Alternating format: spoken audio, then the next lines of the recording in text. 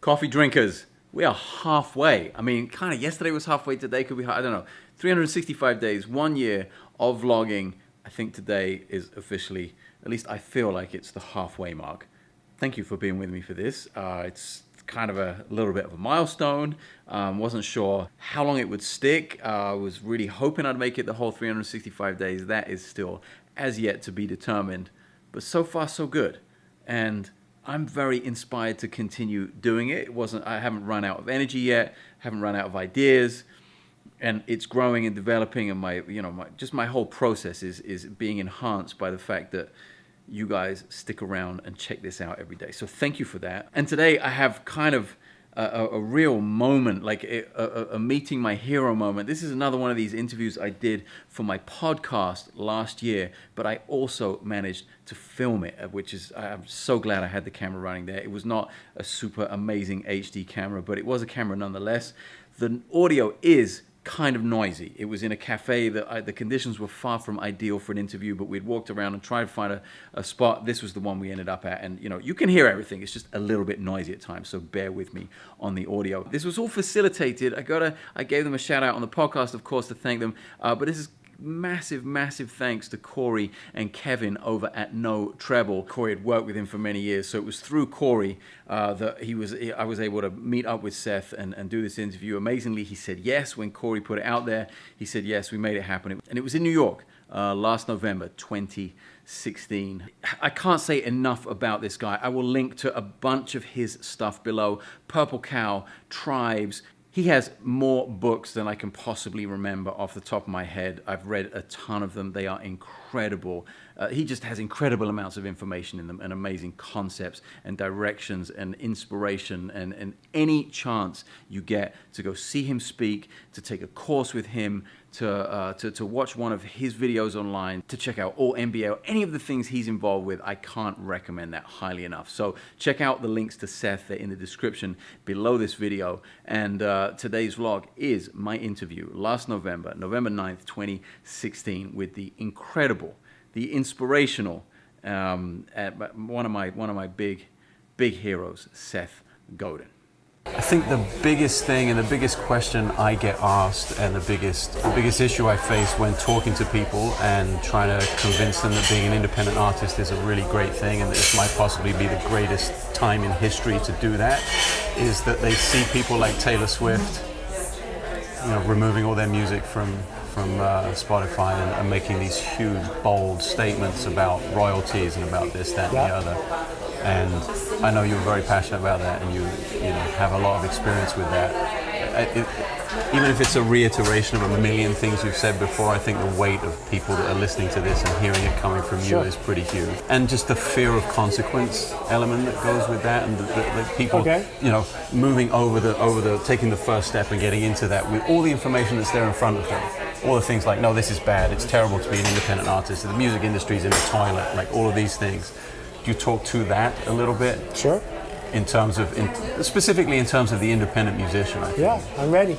The first thing that people think is like, I can't do this because there's so much information against it. I think they say, I can't do this because they're afraid. Right. Let's understand, fear trumps everything, followed by culture. Fear and culture are what drive all the choices that we make. And you are correct. There's never, ever been a time in history to be better to be a professional artist than today. Right. Now, we have to make one really important distinction. There is almost nothing overlapping a famous artist and a professional artist. They're completely different categories. Right. As different as a surgeon is from a gardener. That if you are famous, you are trafficking in being famous. And people who buy things from you are buying them from you because you're famous. And we can have a whole conversation about how to become famous, right? In Taylor's case, the fact that her father was wealthy and supported the whole thing getting started certainly helps. Taylor's not more talented than you, but Taylor is definitely more famous than you. So if you're going to be in the famous business, be in the famous business. But if you want to be in the music business, what does that mean? What it means is you have a giant problem. And the problem is awareness. No one knows your idea. But if you show me an artist where enough people know about this artist and like this artist's work, I will show you an artist who's making a living. And so your problem is not piracy, your problem is obscurity. And I hate the word piracy. I'm glad you bring that word up because, I've done, since In Rainbows came out, I was like a massive fan of like letting the Sure. audience pay what they think the music is worth. What do you think about there being so much more responsibility on the artist's shoulders to make good art in order to stand out now? Rather than just being a part of the machine that went round and round and round, and maybe you got lucky, or maybe you were one of the 300 artists on Capitol Records that just got shelved. Exactly. Yeah. So this goes back to John Hammond, the greatest A&R man of all time. If John Hammond found you and promoted you, picked you, you were better than even money to become famous. This is how you become a famous artist. So we have a short head, but no long tail. There's no way to hear somebody like James Taylor has a brother, Livingston. Almost no one heard Livingston Taylor because no one picked Livingston Taylor. Now, Livingston Taylor isn't more or less talented than James Taylor, probably, but what we saw was that the door closed on him. He couldn't get his share of attention. Right. Now the long tail is present. And what that means is radio isn't in charge. John Hammond has left the building. You have the chance to build an audience. And the way you do that is by finding 10 people who trust you enough to listen. If your stuff is good for them, they will tell other people, and it will spread. And the more it spreads, the better you do, right? If it's not good enough for them to spread, either find 10 completely different people who have a different need, or get better, right? But you can't have it both ways. You can't say, I'm glad I don't have to wait to be picked, because the chances of that are zero. But I don't want to have to put up with the fact that I'm living in an abundant economy, not a scarce economy. How do I create value by walling off this thing from other people? Right. You can't have both. I find myself having this conversation far too often in terms of the pay-to-play model. I remember very vividly 2012 Olympics in London, talking to musician friends back in London who were up in arms about the fact that they were going to be given an opportunity to play in front of tens of thousands of people, but they weren't going to get paid for it. Right. And there seemed and I was like, wow, tens of thousands of people, let me get out there. Yeah. And they were like, there's no way, this is my minimum, I don't get out of bed for less than this amount of money. Can you talk to that mentality? Well, you can go in both directions. So I'm a professional speaker, and almost anyone can give a speech. So it turns out there's a bimodal distribution. There's a hump of people at zero, and there's a hump of people at expensive. Right. It doesn't pay to be in between, because if you go in between, then the person should just go down to zero, because they can replace you for zero. I'm part of the scarce group that says if you want someone you've heard of, it's expensive. If you're a musician and no one's heard of you, you don't have standing to be expensive anymore, because someone else will do the gig for free. Right. So the way you get famous is by being in front of people in a way that makes those people want to hear more from you. Self-publishing. I mean, I write books as well, ebooks, and I have friends who are currently going through your 800 or 900 rejection letter process right now. In fact, I'm sure there aren't even that many companies to be rejected from since you went through that. Sure. But there seems to be an immense fear of going ahead and doing it on their own. Yeah, because who's really responsible? Right. They will tell you that they are afraid for economic reasons or logistical reasons, but that's not what it is. It's the sentence that we are the most afraid of hearing is, you're not as good as you think you are. Okay. And so you're like, here you are doing a podcast. What right do you have? Where's your permit? Where's your license? You're not good enough to do a podcast. And so most people don't. Trust me, I thought that on the plane coming over this evening several times. And the thing is, you're probably not. But it's not up to you. It's up to the market to decide. That what we have, particularly with electronic books, is a zero marginal cost, no barrier to entry marketplace. If you're willing to do the hard work of earning attention, showing up, keeping your promises, you're 90% farther along than anybody else. What's not going to happen is you're not going to write something. It's going to go in the world and become the next 50, whatever that book was, 50 Shades of Grey, yeah, exactly. right?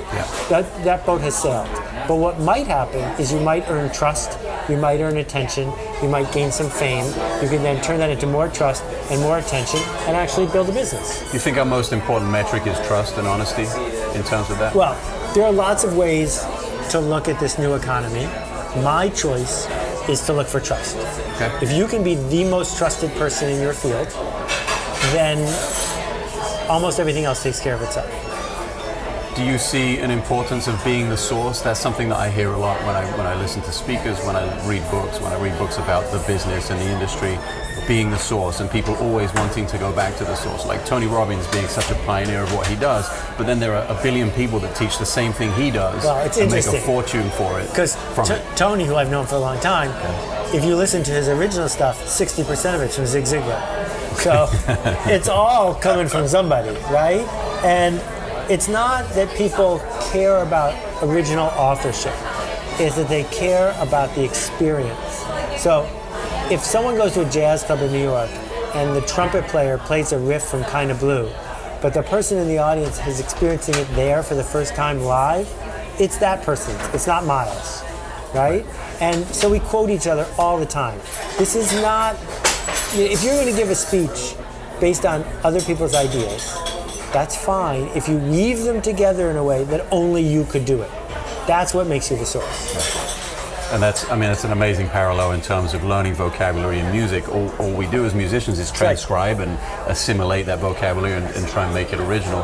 And the parallels between language and improvised music, for instance, are just, they're exact. Right. You know, there are no differences. So you are a big fan of stealing. Yes, I think that all artists steal. For me, my choice is whenever I can to give a name check to the person I'm stealing from, because it makes me feel like I know the difference between what I just said and what I'm quoting, right? And quoting serves a really useful purpose. Now, in a jazz setting, you can't say, I'm now about to quote Patricia Barber.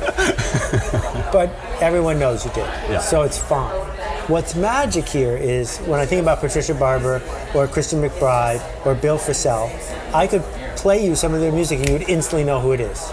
Even if they're playing a Miles track. Absolutely. That's what we're talking about. It's got to sound like you. So it has to have a voice. It has to have an identity. I'll tell you a story that ended up being okay in the end, but it was really scary. Okay. So I almost never watch other speakers because I fly in and I fly out. But I was caught backstage, and this guy was on before me, and he was using 5 of my slides. They were slides I had found, built, customized. They're mine. And I was going on after him. So everyone in the audience was going to think I was using his slides. Absolutely. And fortunately, I had time to quickly take him out of my presentation. Oh, you but did? That's one of the only times I've ever seen that happen. Wow.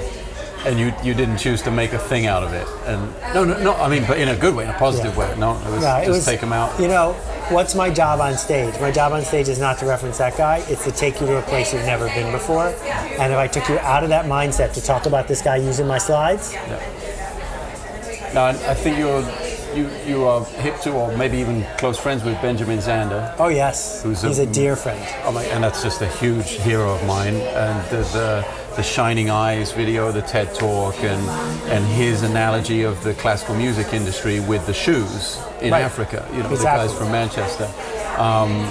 Can you speak a little bit to that in terms of, I mean, you've been referencing jazz, for instance. That's something that's what I do. I'm a jazz musician predominantly. 2 things actually. Speak to that in terms of the industry and the market share and how people perceive it and why they perceive it to be such a negative thing. And jazz or classical? Jazz. Okay. And also, do you have a new word for jazz? Because I just think that's something from 60 or 70 years ago. You know, it's funny. I think that jazz is one of the best words in the world. And what an opportunity. Like, no one has shoes, send more, right? That it's hard to mention a single word that is both classic and modern, that is trusted, that has not been exploited, that doesn't make people roll their eyes. It is a very magical word. The problem is that a lot of people in the industry are trying to make a living instead of making a difference. And that's why, to the insiders in the jazz world, it's feeling sort of because we're getting bored, right? But the outsiders are ready for what it feels like to see improvisation, to be in the room where it happens, to have trading fours occur right before their eyes, right? What's missing is the Village Vanguard and the Blue Note and the few record labels that are left, and the musicians are afraid to make jazz what jazz could be. And that's really sad to see. What it could be again, or what it could be Well, it's as a interesting. development of what when it was? When it started, it wasn't what we think of as jazz. Right. Right? I'm sorry. I'm making noise right and left here. When it started, the reason that jazz clubs have talking when you hear the live albums is because jazz was an afterthought for a bar. Right. And for a really long time, you didn't go to hear a musician, you went to drink and there was a musician. And it was only when Bop showed up and Charlie and the rest of the guys that we said, oh, there's a famous jazz musician. Right. Like these guys, Miles made Kind of Blue in 72 hours. Oh, and yeah. Right? So that was the model. And it's still the biggest selling jazz album of all time. Exactly. So what we had was accidentally famous people because they were plugging into this idea that radio is really taking off, combined with venues that didn't support them economically. And so we're left with the venue, but when you go to the venue, you can tell they're not making a living, and you do the math, they can't be playing that guy on stage more than $200. Right. So if you're showing up as a musician to make a difference, that's fine with you, because the people are there to hear you. But the real breakthrough is when you take jazz thinking and you move it outside the jazz club. Right. So an artist like Keller Williams, I think of as a jazz musician. Absolutely. Right? So Keller's playing 5 different instruments at the same time, looping them, riffing, playing 15-minute songs based on one single lick from Michael Jackson. Right. But he does it like a jazz musician. So Keller can go to any one of 100 cities and get 3,000 people anytime he wants. That's how you make a living as a jazz musician. But first you got to become Keller. Yeah. Then you can go build a tribe. Then you can go feed the tribe. Do you do a lot of stuff in presenting online when you're not actually there in person? No, I stopped a long time ago. Okay. Because? So, one of my challenges, I came up in the book business, and I, for 7 years, read every single business book published in America. Wasn't that hard. Okay. Because you'd go to the business book section, and there'd only be 2 new books that week, because the section can't go to infinity. Okay, right. 2 new books a week is 100 books a year. Yeah. Wasn't that hard to keep up. Like, I didn't read the technical stuff, I just read my category. Right. But then they opened the doors, and now, since you and I started talking, they published 20 business books, 30 business books. So there's no scarcity anymore. Well, what that means is you don't say, what book can I get published this year? Because you can publish a book every day. And then there's Udemy, and there's Skillshare, and there's the rest of them. So I can make a video course every day. And then I've got the Alt MBA, which is the advanced workshop I run. Yep. So I have no scarcity problem. Yeah. I have an abundance problem. Where do I put my work? So what I decided was I will do paid video courses on Udemy, and they're the most successful ones they've ever had. I will do free stuff online all the time, but the expectation on both sides is, hey, it's free. I'm here on a podcast, right?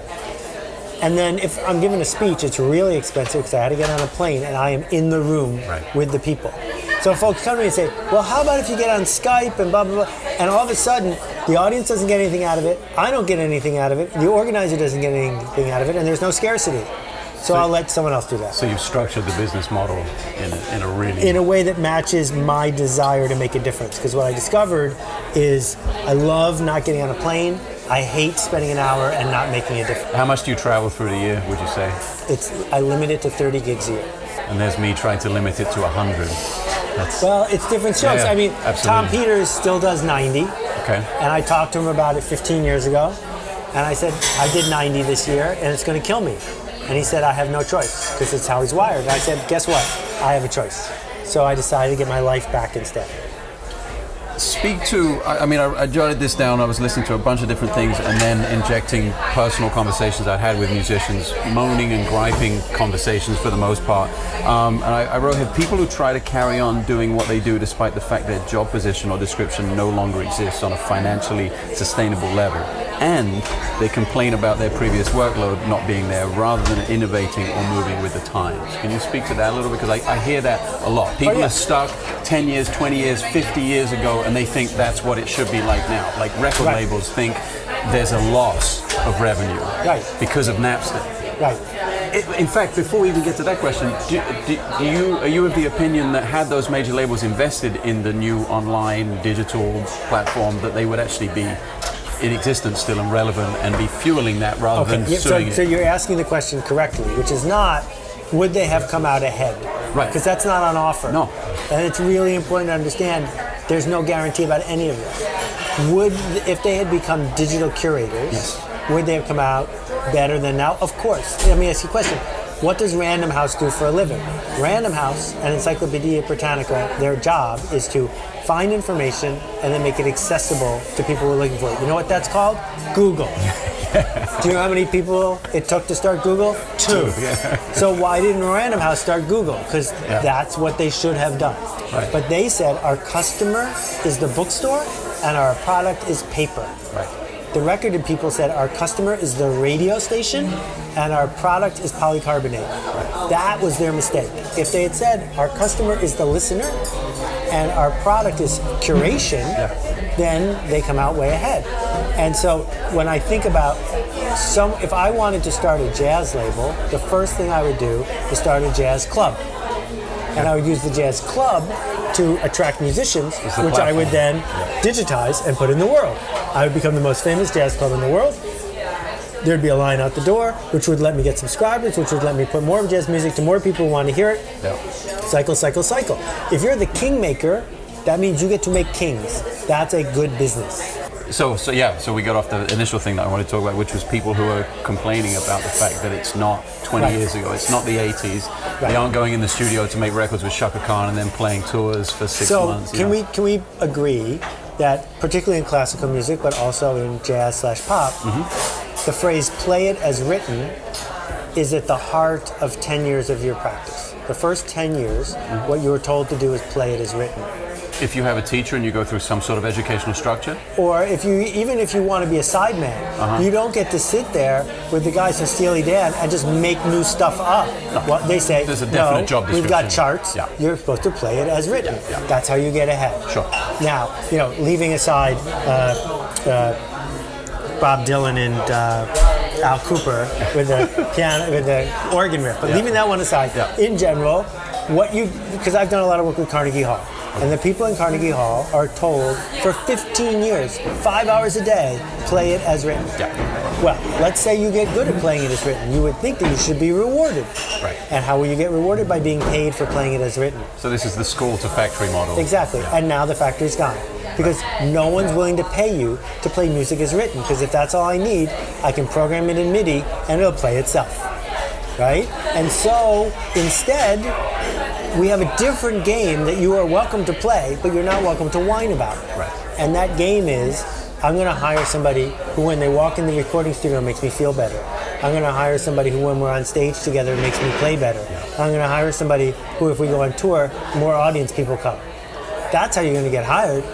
And if you can't do those 3 things, you should stop looking to get paid to make music. And it should be more of a hobby than a And there's nothing wrong. I love hobbies. And let's remember that until 1895, music was a hobby for everyone. No one made a living making music. Everyone had a piano in their house.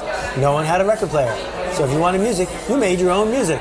That's what you did for fun, not for a living. I want to jump ahead to what is social media now. And I know I heard a bunch of things where you were not on Twitter, because if I chose to do that, I would have to give up something else, because I would want to be good at being on Twitter. Although your blog is piped out every day on Twitter, just a link. I thought that was awesome. I'm going to steal that, by the way, because I think that's great. And I can't stand Twitter, but I do like it for that. Go to Buffer. They set it up for you. Buffer? Okay, fantastic. I've either read or heard in an interview where you haven't listened to read comments or paid attention to comments or reviews for a long time. Do you disable those on all your platforms? Yes. Okay. I can't turn them off on Udemy, so I have to force myself not to go. Okay. I read the first 15 comments to make sure my course isn't stupid. Because if everyone says you did something, I need to know that. Okay, so you are paying attention to some of the feedback, just because something like Facebook, that is a massive conversation happening there on so many levels when you're posting content. I get dozens of comments on Facebook, and I never, ever read that. Because it won't make my work better, right? That I don't need an anonymous 12-year-old to tell me she didn't understand what I wrote, because I didn't write it for her. Fine. I'm now sophisticated enough with my own work that I can tell when it's pretty good. If it's great, that's a bonus. And if it's horrible, I didn't publish it. right? Okay. So I've got this range there, and then I get emails from people like my friend Corey who will tell me the truth about something I wrote. I'll read that, Yeah. because that's not an online review. That's a colleague speaking to me, right? I'm totally open to that. Some people don't even want that, which is fine. But let's remember, if you use Facebook, you are not their customer. You are their product. And they have optimized Facebook to make you just unhappy enough that you will use it more. That's what they're doing on purpose. Yeah. And so if you want to be the bird who's pressing the thing to get the food pellet, by all means. But don't call yourself a professional when you do that. Right. Like, so Gary Vee does that, and he's built a business. But Gary Vee has given up a huge portion of his life to do that. Okay. The number of people who've actually professionally succeeded because they've read all the comments is 2. It's just not a thing. And in terms of growing an audience and being an independent artist, do you think that right from the outset that you should ignore all of that, or do you think that conversation and feedback is an essential part of growing your whatever it is you do? Okay, so I think the way you build a practice is by being generous, and then being generous again, and continuing to be generous. If you are generous enough, people will ask you for more, and in that moment, you can ask for money, right? Couldn't agree more. So the way you become generous is someone posts a song. You make a remix of it and post it right back to them, Yeah. right? Backing and forthing. That the way you're generous is by leaving positive, insightful comments for other people, not for reading comments that people are leaving for you. That's not generous, right? That's just asking for applause. Yeah. And so when you're showing up, you know, I mentioned Christian McBride earlier. Yeah. Christian has this fabulous network of people. Where they all come from? Because he supports them. Because he gets them gigs. Because he knows someone who knows someone who knows someone. That makes him a linchpin in the community. Right. That's available to anyone who cares. These are great questions, man. It's clear you thought hard about this. Do you feel the music education industry is perpetuating a business model that no longer exists? Is it encouraging, especially in jazz or improvised music or popular or commercial music, do you think it's, you know, just teaching people how to be teachers to perpetuate the system? Okay, so there's the foundation of the pyramid, which is the concerned parent getting their 7-year-old trumpet lessons. Yes. There's plenty of evidence that practicing a craft makes you a better person. I'm all for that. But at some point, when the kid gets good, they'll get tracked. And that track decision rarely comes from a thoughtful parent who says, this will make my kid better at craft. They say at some level, wow, they're gifted, they will be able to do this for a living. And the person they're handing money to is complicit in this cycle because they're not teaching this person how to think like a composer, how to perform like an artist. They're teaching them to play it as written. So by the time someone ends up at Juilliard, they're wrecked. Yeah. And I have a lot of problem with what happens at the 17 to 25-year-old level at The Juilliard. higher education level. Because they are not telling them the truth. Like, I've spoken there a couple of times, and people leave in tears. Because I say, let's do the math. How many first cello players are there in the orchestras of the United States? How long does a career last? Right. How many new cello players do we need every year? 4? How many cello players are in this very room? 50. Right? Yeah. Let's do the math. Yeah. You're never going to do that. Like, someone will, but it won't be you. Yeah. So what are you going to do? You're going to become a cello teacher. Fine, if you love it. And let's be clear, you're not going to have a house in the Hamptons as a cello teacher, and that's fine. No, you don't need that. But also, you've got to be willing to look your students in the eye and explain to them that you're training them to be a cello teacher, which is fine. We need great teachers. But guess what? No one ever taught you how to teach cello. They just taught you how to play cello. So if you're going to be a cello teacher, it's a good day to start learning to teach the cello. I feel really strongly because these kids work harder than just about anyone except a snookered chump of a football player, but they're not getting any shot at a response. And if they could learn to sing and dance in their soul, then it would be fine if they never taught the cello, because they'd still have the cello as the source of the joy in their life, and then they could use the skills they have of craft to go be a trader or something else. When you look at that room full of musicians, when you give a talk like that, do you see fear? Yeah, that's why they're crying. I mean, Okay. what happens is out of 30 people in the room, I then switch to the good news, which is being an impresario like you are is easier than ever. Take your stuff, stand outside, and busk. And then busk some more. And then build a mailing list. And then once you have 1,000 people, kickstart a record. And then once you have 10,000 people, that's what an impresario does. How many of you are ready to be an impresario? And 2 people raise their hand, and they will. That is a valid career path, right? The rest of the people are really feeling ripped off because they're afraid to be an impresario. They're entitled, they believe, to get picked, but the picking people aren't coming on campus. Do you think one of the biggest issues is the fact that there's no curriculum to be an impresario, and parents won't justify paying for their kids to go to school where there is no curriculum? Yeah, I would say part of it is that we live in a culture where free-range kids are seen as strange.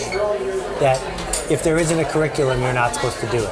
I was homeschooled my entire life. I was viewed as I strange. mean, my still kids am. both grew up as free-range kids, Yeah. and I'm super proud of that. Yeah. But they get to college, and it's like, what do you mean you're going to show me the 7 steps of this? And it's like, just let me do it. Right? And so, would we have more impresarios if it was a course or a series of courses? Yes, but it doesn't need to be, because at its heart, it's about making stuff up as you go along. My thing is, when a lot of people ask me, I went to Berklee College of Music, very briefly, like any musician who went on to do anything, went for 2 or 3 semesters, quit, and got a gig. So, but a lot of young musicians come to me, oh, you went to Berklee, should I go? It's a lot of money, it's going to kill my family, should I go? And my thing is always yes, because it's an unbelievable network of musicians, and I'm still working with those guys 20 years later, and I will be until I die. But pay as little attention to the curriculum as you possibly can, and make sure you're doing your own thing the entire time. Well, and no, but this is key. Doing your own thing. So if I had a kid going to Berklee, I'd say, if you don't have a band that you formed within 2 weeks, you're out of it. Yeah. That someone has to walk up to all the other kids and say, you want to be in my band? If you're not that person, you're in the wrong industry. That's an awesome place to end, I think. Thank you so much. A pleasure. Man. This was Man. fun. Yeah. I got you chocolate. Oh, dude. Unbelievable.